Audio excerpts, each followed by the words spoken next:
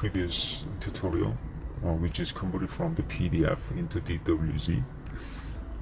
As you see, the drawing for this number you see is actually wrong. If I measure distance, just you can type distance or shortcut DI. So it says specify start point and then specify end point. From here to here is 1782, so which is wrong. So I will use this point as base point to scale the drawing properly.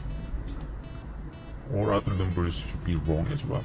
So in order to do scale, let's select everything first and then type SC, which is scale, and it says specify base point.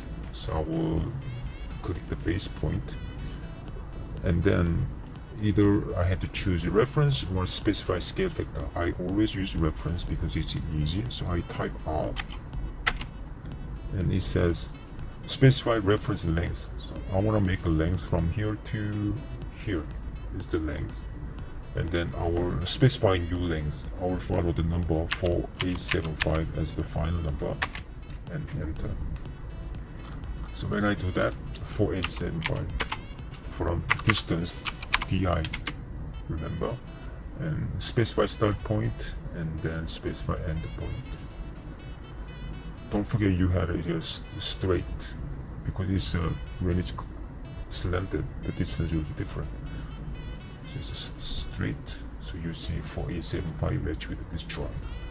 So that's how you scaled the drawing. Thank you.